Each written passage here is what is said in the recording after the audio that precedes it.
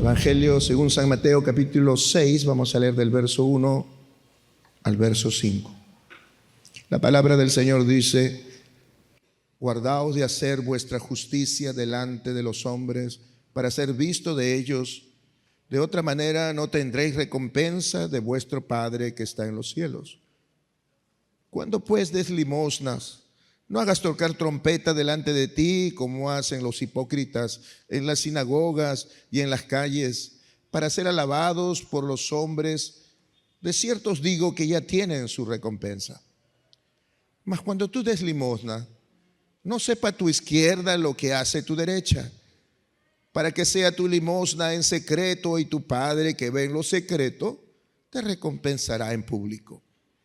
Y cuando ores, no seas como los hipócritas, porque ellos aman el orar en pie en las sinagogas y en las esquinas de las calles para ser vistos de los hombres. De cierto os digo que ya tiene su recompensa. Estemos atentos a la meditación de la palabra del Señor. Estamos siguiendo con este estudio tan hermoso que estamos haciendo de toda la enseñanza que el Señor diera en el Sermón del Monte. Hemos visto las bienaventuranzas, que en sí son solamente enseñanzas que nos ayudan a entender el valor de una vida espiritual profunda, no superficial, sino profunda. Después hemos visto el propósito de esa vida espiritual profunda, cuando el Señor dijo que somos la sal de la tierra y la luz del mundo. Después hemos visto el valor de la palabra del Señor en nuestra vida. Después hemos visto el valor del dominio propio en la vida de los discípulos de Cristo. Después hemos visto el valor de un corazón puro a través de la enseñanza que el Señor nos da en cuanto a tener una familia sana. Cuando el Señor habló acerca del adulterio y del divorcio. Después, el valor de la integridad. El domingo pasado hablamos acerca de cómo nosotros podemos tener un corazón sano, ¿verdad? El valor de tener un corazón sano. Y el Señor nos enseñó cómo debemos de amar, cómo debemos nosotros de cuidar nuestro corazón, no dejando que nada de amarguras, de enemistades, de pleitos, de iras, de contiendas, se enraícen en nosotros, sino al contrario nos dijo: amen a sus enemigos, bendigan a los que los maldicen, hagan bien a los que los persiguen, oren por ellos. Qué hermoso escuchar palabras que realmente llegan al alma y llenan nuestro corazón. Hoy vamos a hablar acerca del valor de la verdadera generosidad en la vida del discípulo de Cristo. El valor de la verdadera generosidad en la vida del discípulo de Cristo. De hecho, que al hablar de la generosidad, inevitablemente tenemos que hablar del necesitado o menesteroso o pobre. Repito, al hablar de la generosidad y de practicar y cómo practicar la verdadera generosidad, inevitablemente tenemos que hablar del necesitado, del menesteroso o del pobre. En el Evangelio de Juan, en el capítulo 12, cuando el Señor Jesús está, dice la palabra, a escasos 6 días de ser crucificado, 6 días antes de la Pascua, dice Juan, el Señor Jesús pasó por Betania y no pasaba porque en sí, sino que era su ruta acostumbrada antes de ir a Jerusalén. ¿Por qué? Porque ahí tenía 3 amigos. Ahí vivía Lázaro, María y Marta. Y dice la palabra que ellos le prepararon una cena al Señor. Eso ya había sido después del milagro de la resurrección de Lázaro. ¿Por qué? Porque se nota que el corazón, de hecho fue después de la resurrección de Lázaro. Pero lo que destaca aquí es cómo estas 2 hermanas, María y Marta, querían expresar su gratitud, querían expresar lo que tenían en su corazón después de haber visto que su hermano, que ya tenía 4 días de muerto, el Señor lo resucitó. Entonces dice la palabra que María trajo un frasco de perfume muy caro y lo derramó en los pies de Cristo. Y no solamente derramó el perfume en los pies de Cristo, sino que con sus cabellos secó sus pies. Y toda la casa se llenó del perfume. Era un perfume, conforme dice el evangelista Juan, era un perfume de nardo puro de mucho precio. Y dice que al instante habló Judas Iscariote y dijo: ¡qué desperdicio! ¡Qué desperdicio! Este perfume tan caro, que cuesta más de 300 denarios, podíamos haberlo vendido y con esa plata ayudar a los pobres.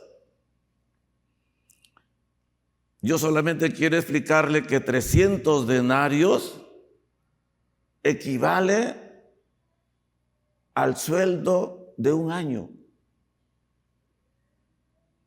Lo que significa que ese perfume más o menos costaba unos 35,000 soles. Parecen a los perfumes que usa Chibolín, ¿verdad?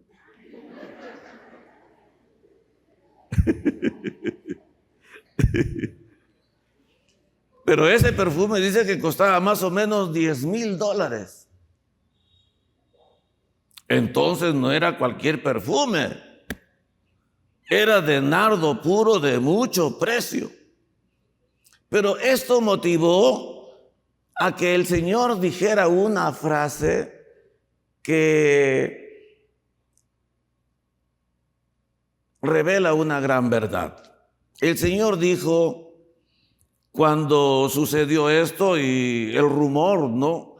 Y dice la palabra que Judas Iscariote no lo decía porque tenía amor o cuidado de los pobres, sino porque era ladrón.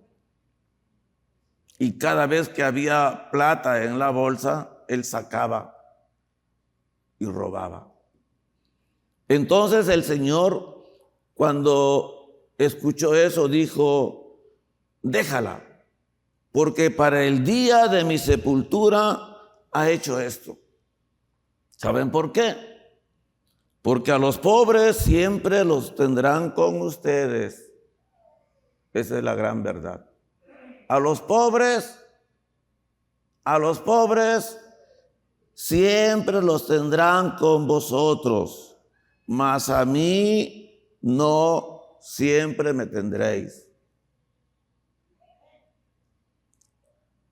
Ahora, la verdad es esta, ¿no? Que el Señor dijo que a los pobres siempre los vamos a tener. Y yo quiero decirles que al hablar de la generosidad, de la verdadera generosidad, como ya dije, inevitablemente tenemos que hablar del pobre. Yo le quiero decir que hay pobres por 3 razones. Tenemos que hablar del pobre, porque al hablar de la generosidad no se aplica con cualquier persona.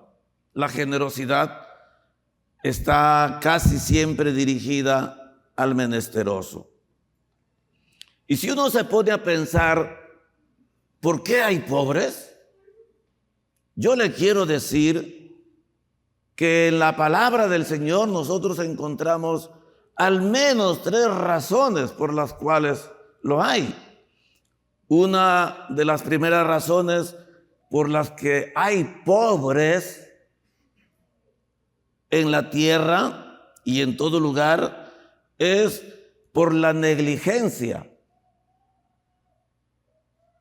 por la pereza.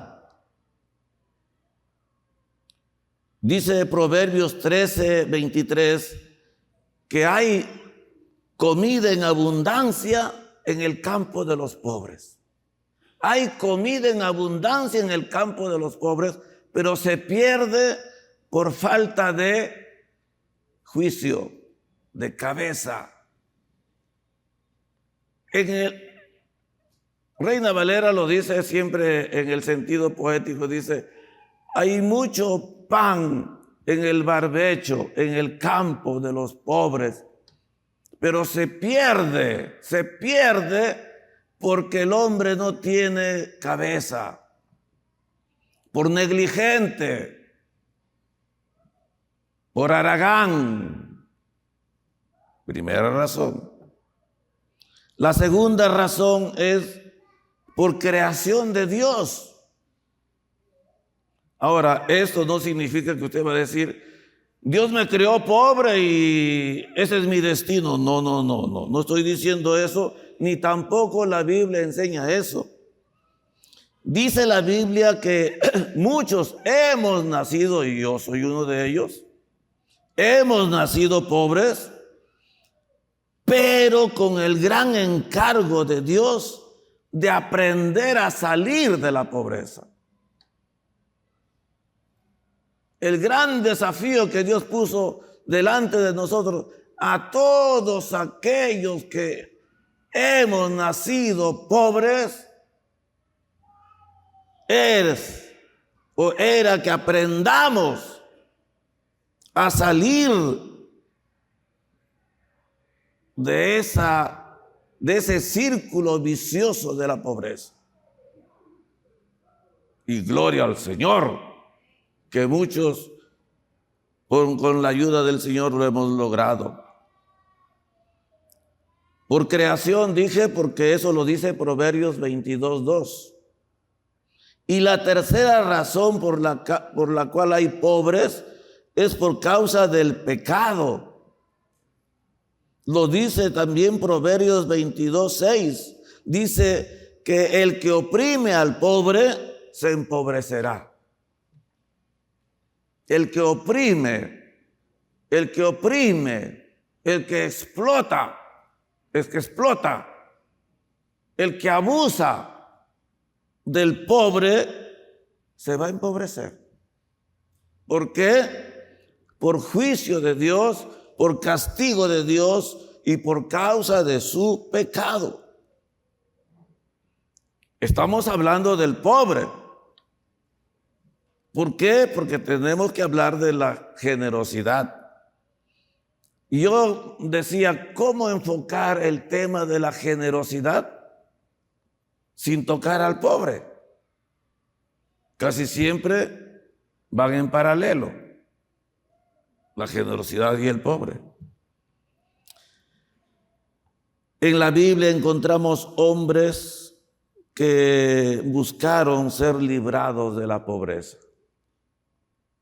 Como les digo, muchos hemos nacido pobres y hemos buscado que Dios nos libre de la pobreza. Y en la Biblia, al menos yo les voy a narrar a dos que buscaron a Dios y buscaron la forma en Dios para salir de la pobreza. Nacieron en cunas pobres, en cunas humildes, pero reaccionaron y dijeron, esto no es para mí, esto no es para mí. Yo habré nacido pobre, pero yo tengo bien clara la idea que no voy a morir pobre. Jabes es uno de ellos. Esto lo narra Primera de Crónicas, capítulo 4. Y sabe que Jabes, dice la palabra, que era de una familia muy humilde, muy humilde. Pero un día él se acercó a Dios y le dijo así: oh Dios, si me dieras bendición y tu mano estuviera conmigo y ensancharas mi territorio y me libraras del mal,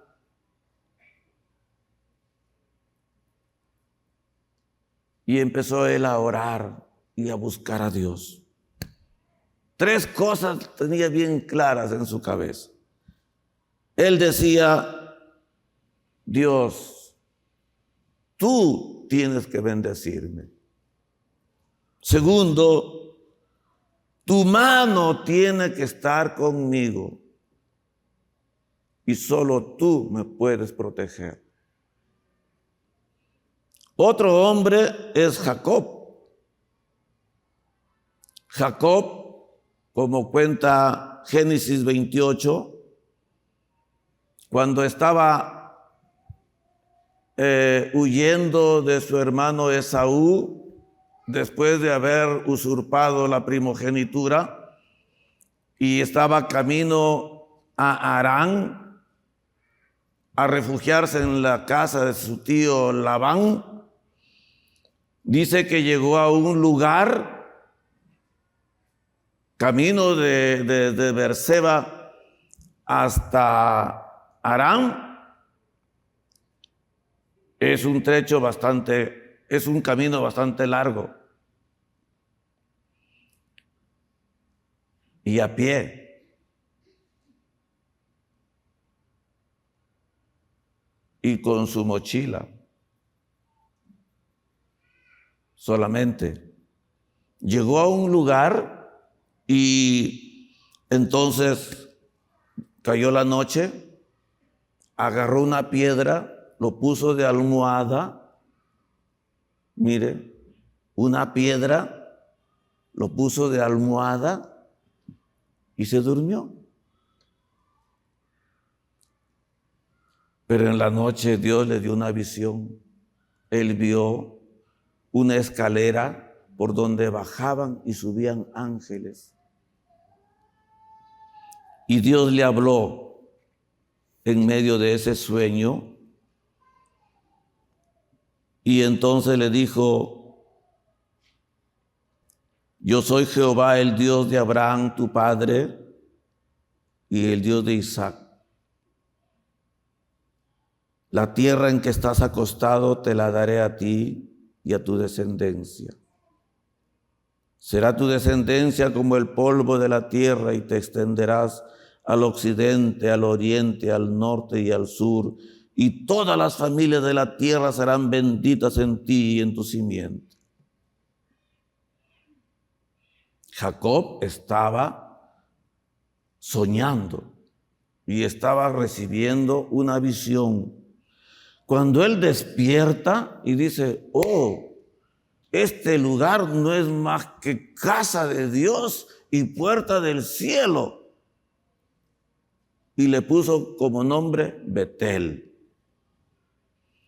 Pero después de escuchar la voz de Dios haciendo con él un pacto y derramando su bendición, Jacob también hace una oración y le dice a Dios de esta manera, pidiéndole tres cosas. Le pide por su seguridad personal, le pide por su seguridad económica y le pide por su seguridad familiar. Escuche usted cómo oró. E hizo Jacob votos diciendo, escuche, si fuere Dios conmigo y me guardare en este viaje en que voy y me diere pan para comer y vestido para vestir y se volviera en paz a casa de mi padre, Jehová será mi Dios. Y esta piedra que he puesto por señal será casa de Dios. Y de todo lo que me dieres, el diezmo apartaré para ti. Dios, por un lado, haciendo un compromiso, y Jacob, por el otro lado, respondiendo al compromiso, y los dos haciendo un pacto. El tema no se presta como para que lo desarrollemos por ese lado, pero la pregunta que tenemos que hacernos es, ¿qué hacer cuando nos encontremos frente a un necesitado, a un pobre o a un menesteroso? Yo he buscado esto y me gusta exponerlo, me gusta leer mucha la Biblia y a veces encuentro y digo, voy a ponerlo.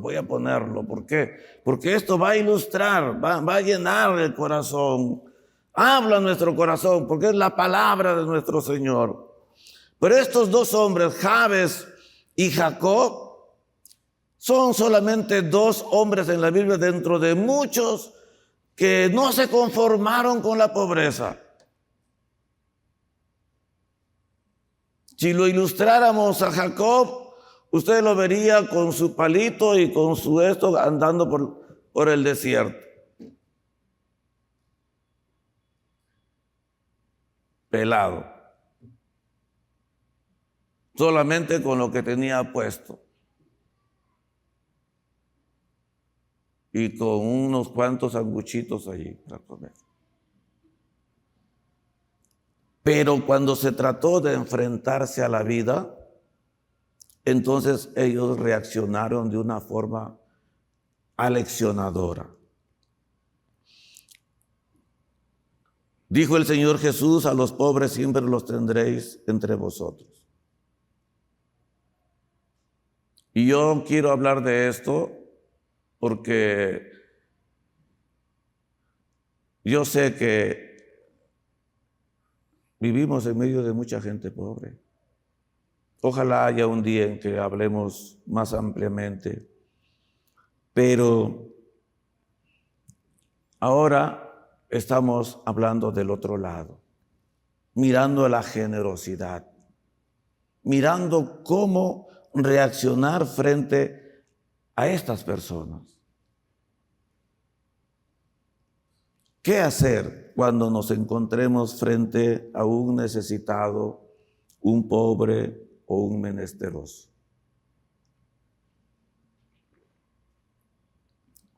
Es la pregunta que lanzamos y vamos a responder conforme a la enseñanza del Señor. En el pasaje que se ha leído, que son solamente 4 versos, dice el verso 1: guardaos de hacer vuestra justicia delante de los hombres, para ser vistos de ellos. De otra manera no tendréis recompensa de vuestro Padre que está en los cielos. La pregunta, ¿qué hacer? ¿Qué hacer cuando nos encontremos? Ahora hay mucha pobreza. Mucha gente extiende la mano cuando uno va por la calle. Y tenemos que saber nosotros qué hacer. Ahora, no solamente hay gente que estira la mano, sino que hay gente que tiene necesidad y nosotros tenemos que saber qué hacer también allí. Entonces el Señor empieza diciéndonos: guardaos de hacer vuestra propia justicia delante de los hombres. Y vamos a ir explicando. Justicia aquí es vida santa, vida recta, vida que agrada a Dios, pero también significa orden que Dios procura restablecer en su creación, donde todas las personas reciben el beneficio de la vida con Dios. Repito, cuando el Señor dice: guardaos de hacer vuestra propia justicia, está diciéndonos que hay una forma en que nosotros quizás podemos ver las cosas y aplicar nuestra propia justicia. Pero hay una justicia que es la que sí debemos de aplicar, que es la de Dios. Y aquí entonces el término justicia significa vida santa, vida recta, vida que agrada a Dios, pero sobre todo significa orden que Dios procura restablecer en su creación, donde todas las personas reciben el beneficio de la vida con Dios. En este verso se advierten 2 posibles errores al vivir la vida que agrada a Dios. El primero es hacer nuestra propia justicia, es decir, tener nuestros propios patrones, nuestras propias referencias o conceptos de santidad,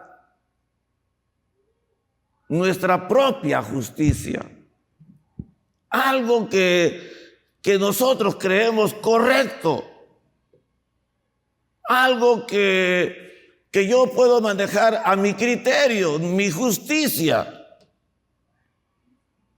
Es decir, tener mis propios patrones, mis propias referencias o mi propio concepto de santidad. Es el primer error que debo evitar, tratar de hacer mi propia justicia. El segundo error es hacer esa justicia delante de los hombres o para los hombres. Hermanos, si hay algo que identifica o caracteriza a todo verdadero hombre de Dios, es que este hombre, el hombre de Dios, la mujer de Dios, tiene un claro concepto de la presencia de Dios. Tiene una conciencia muy clara de la presencia de Dios en su vida. Esté donde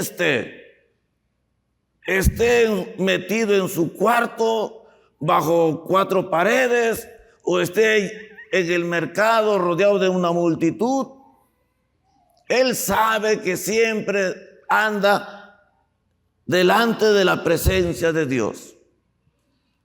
A mí me gusta mucho la frase que el profeta Elías solía usar. Elías siempre se refería de esta manera: vive Jehová, en cuya presencia estoy. Vive Jehová, en cuya presencia estoy. Y yo aprendí mucho de esto, porque a veces pensamos que estar en la presencia de Dios es orar solamente. Ahí estoy en la presencia de Dios.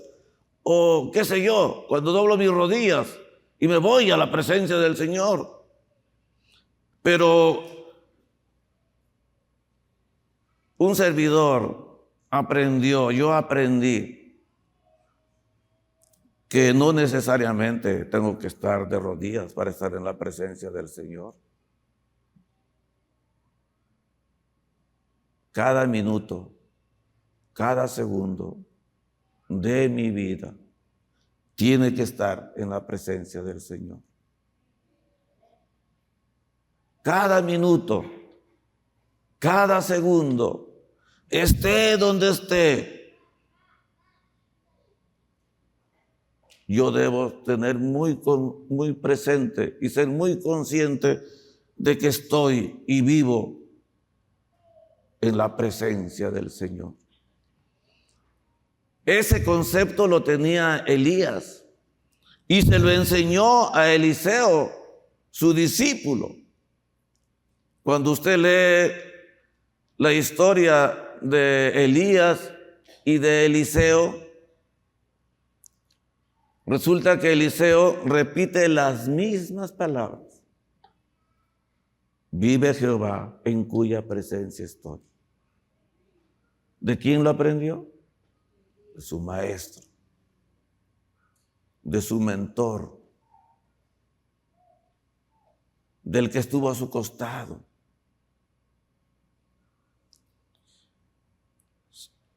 Por cuestión de tiempo solamente me referiré a ellos dos.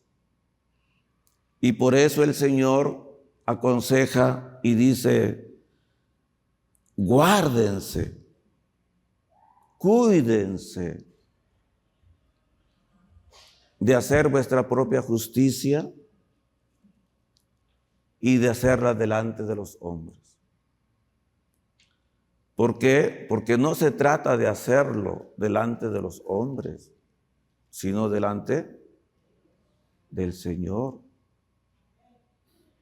Delante del Señor. Entonces el Señor dice en el verso 2: cuando pues deis limosna,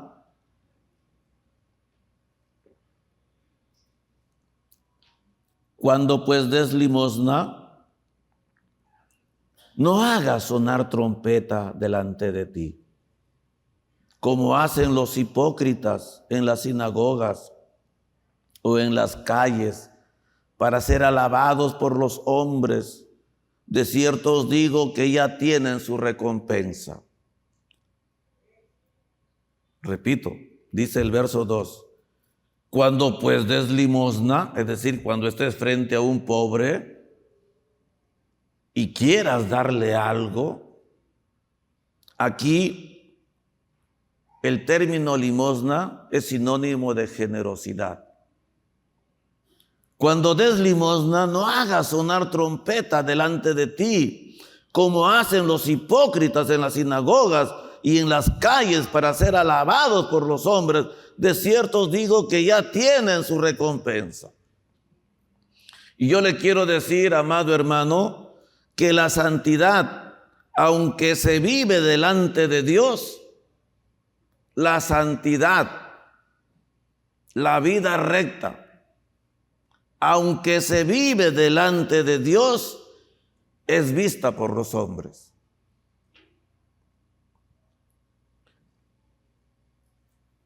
Me encanta también ese pasaje de Juan el Bautista, que también lo narra Juan el Evangelista, y dice de Juan el Bautista de esta manera: él era antorcha que ardía y alumbraba, y vosotros quisisteis regocijaos por un tiempo en su luz.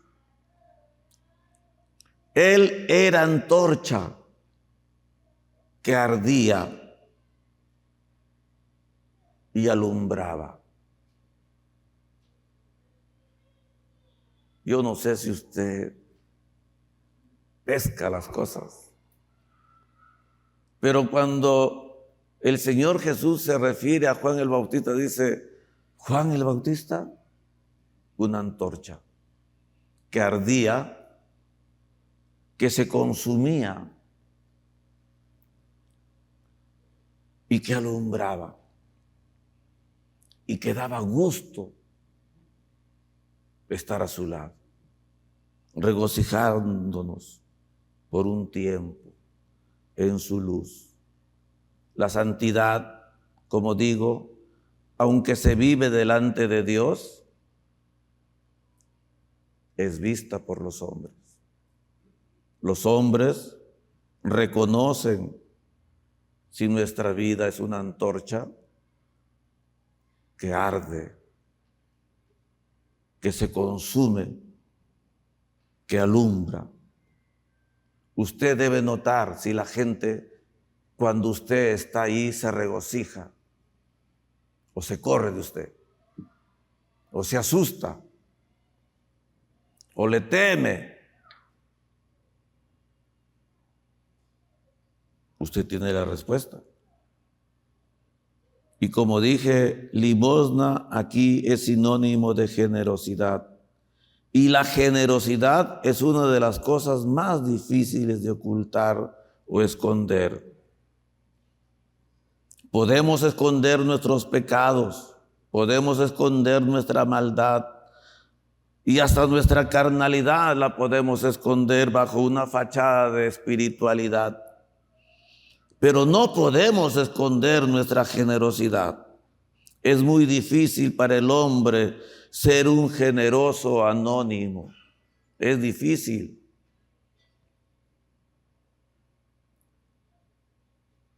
¿Verdad?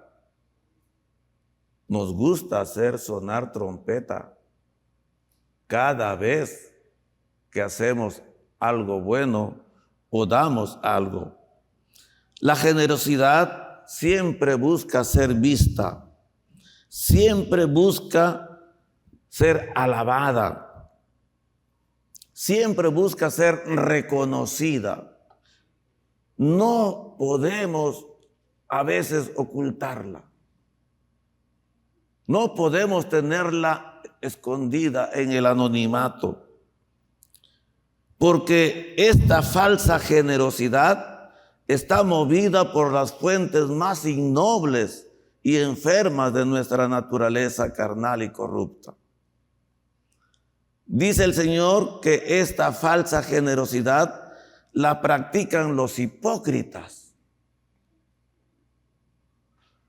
El término es fuerte, pero este término hipócritas se refiere a personas que hacen buenas acciones solo para ser vistas por los demás, no por compasión u otra buena razón. Las acciones de estos hipócritas pueden ser buenas, pero sus motivos malos. Por eso son hipócritas. Escuche usted. Este término hipócrita se refiere a personas que hacen buenas acciones. Quizás dan hasta su plato de comida. Quizás hasta regalan sus zapatos. Pero lo hacen para ser vistos por los demás. No lo hacen por compasión. Lo hacen para satisfacer sus motivaciones malas, carnales, motivaciones corruptas, innobles y enfermas, que todos tenemos, porque somos humanos. Dice el Señor que esta generosidad es mala porque aunque tiene recompensa, esta es mínima. Es decir, solo busca el aplauso de la gente, el aprecio, el reconocimiento, pero pierde la recompensa que Dios da. O sea que el diablo nos engaña, nuestra carne nos engaña. Perdemos cada vez que nosotros, movidos por estas fuentes innobles de nuestro corazón, practicamos una generosidad así, de hipócritas, dice el Señor. Que claro, lo que hacemos es bueno. Quizás damos de comer al pobre o vestimos al desnudo. Pero la pregunta es, ¿por qué lo hacemos?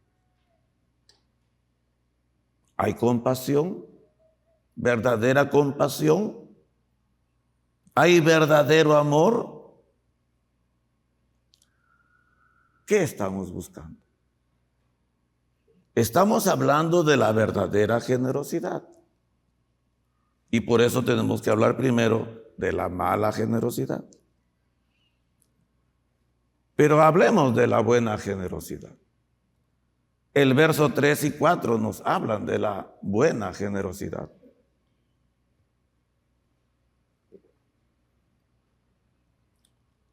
Dice el verso 3 y 4. Habiendo el Señor hablado de la mala generosidad, ahora dice, esta es la buena. Mas cuando tú des limosna, no sepa tu izquierda lo que hace tu derecha, para que sea tu limosna en secreto, y tu Padre que ve en lo secreto te recompensará en público. Amén.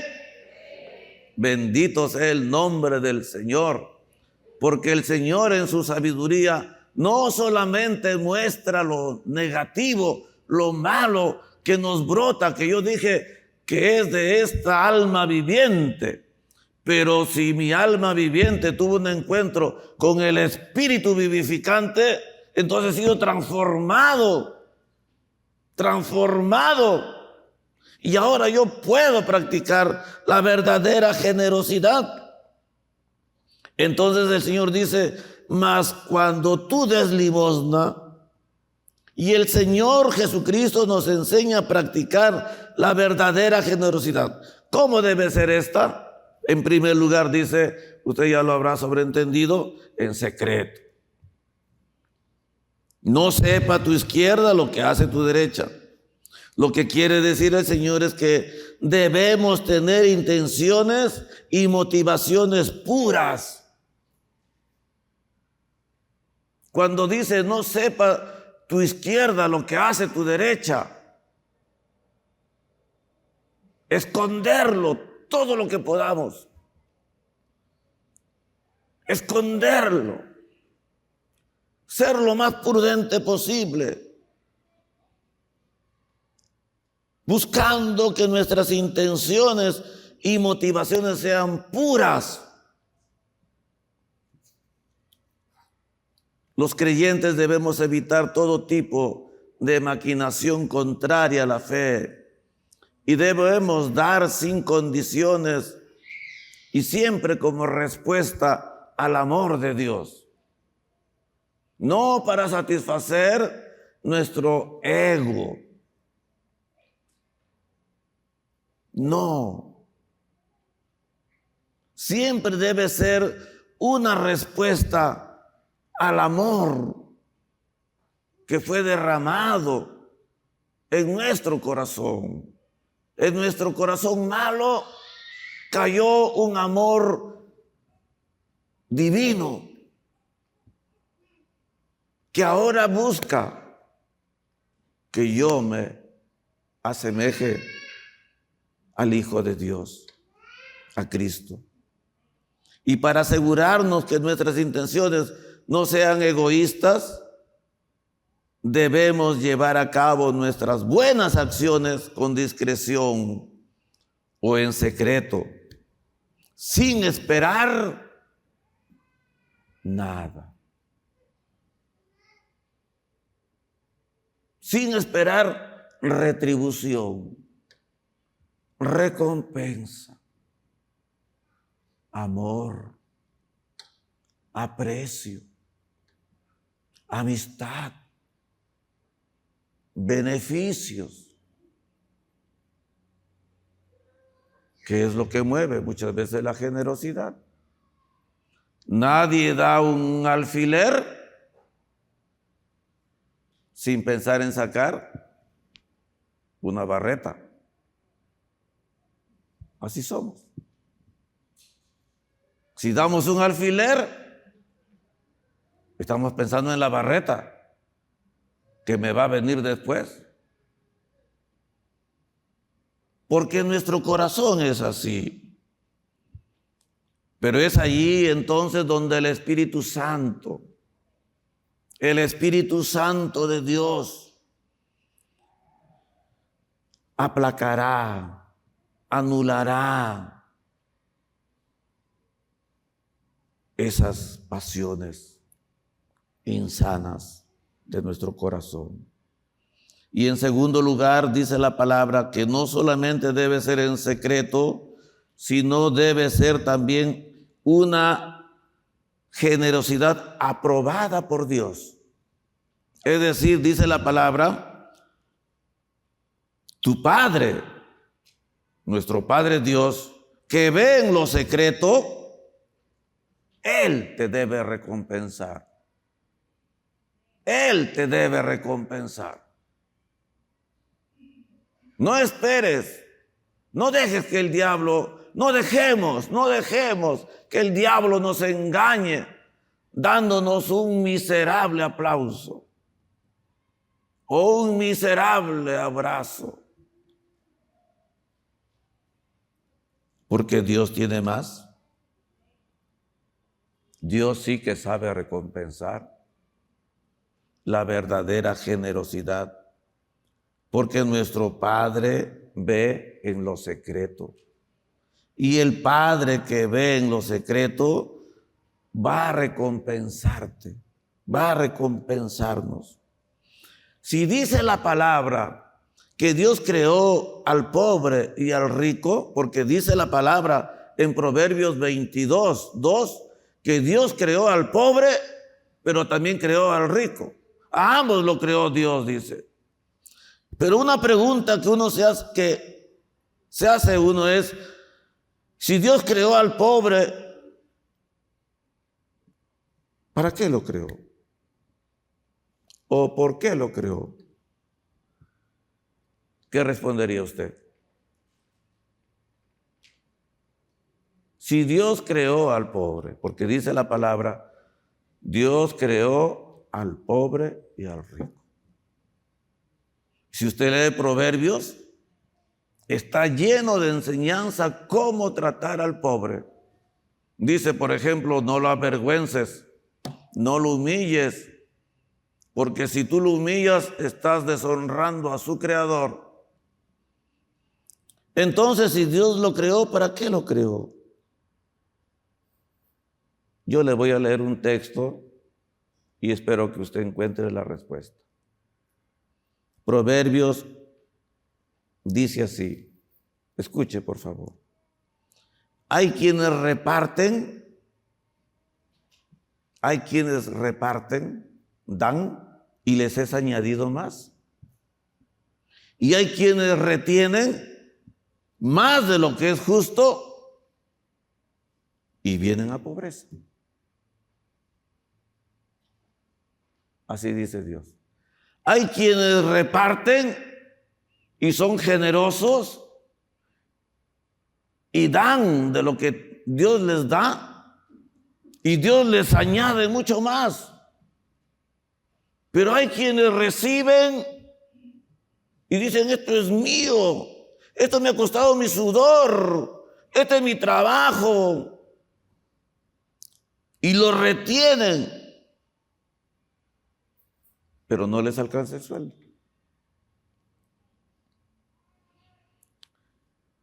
Yo le quiero leer solo 4 versos de Proverbios en cuanto al pobre.